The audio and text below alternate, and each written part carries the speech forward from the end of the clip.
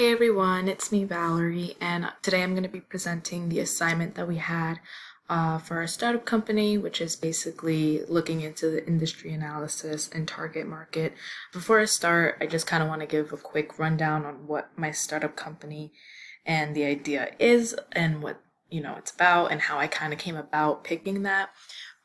So it's basically a translation agency, but for legal documents. And my inspiration that kind of came from it is something that's personal because I live in a household where I'm the only English speaker, and I'm pretty sure a couple of people maybe in the class are in the same boat as me, so you probably understand the struggle of, looking at like legal papers or like paperwork or like even going to like a doctor's appointment and having to translate. So I thought, I don't really hear too much about people translating or going to translation agencies for legal documents. They usually kind of like ask their kids.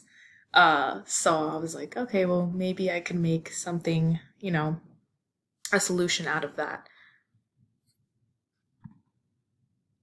So for the industry overview, even though I am doing a translation in agency, because it's for more legal things such as like documents and paperwork, it has to be under legal industry. So the industry that I am looking at is legal industry, but I did highlight that it's translation.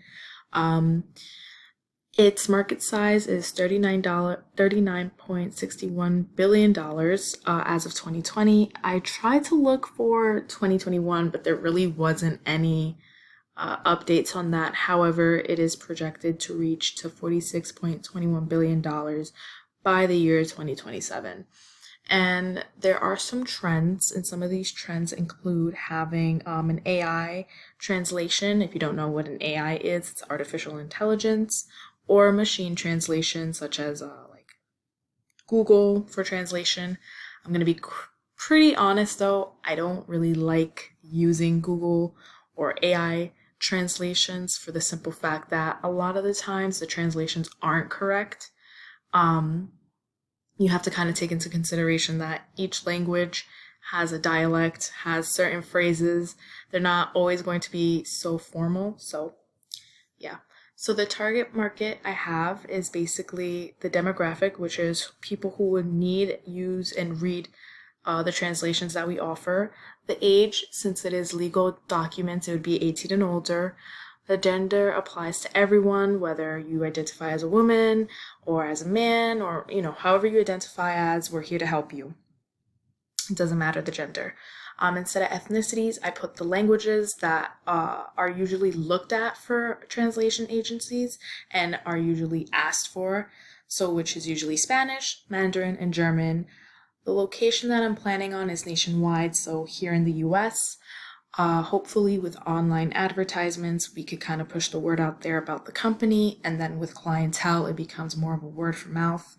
And I noticed that a lot of translation companies are lacking cultural sensitivity. So, promoting human rights and promoting the fact that people have the right to understand what's on paper and how they could transfer those ideas is very important. So, I want to make that a highlight in my company. So for competitors, we have two direct competitors. One is VisaTech, which offers a worldwide translation. However, they have limited languages. Day Translations is a legal translation service on a retainer for law firms across the globe.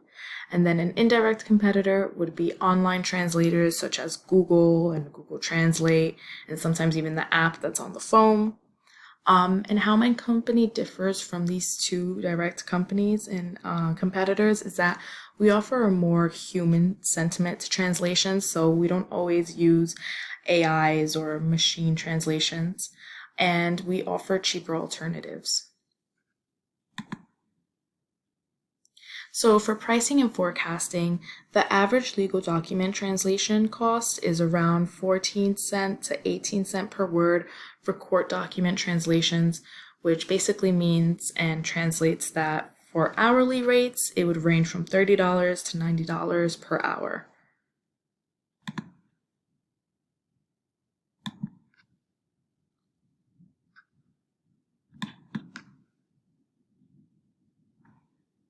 Sorry about that. For some reason, this slide wasn't showing up, so I was trying to like find it. So this is the last slide.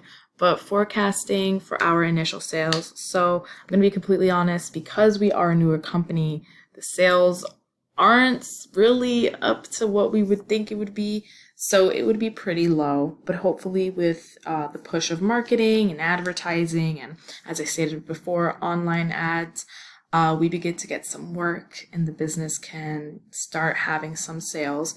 Now, as for price changes, just because I think it's already 14 to 18 cents per word, I don't think I would need to change any prices. However, if our clients do face some struggles and they can't seem to afford it, we are willing to work with them.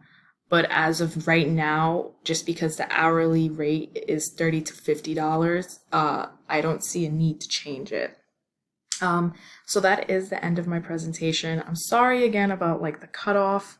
For some reason, it kind of just glitched on me. But if you have any suggestions or criticism or anything that would kind of help my company, I'm more than welcome to talk about it. And yeah, so thank you.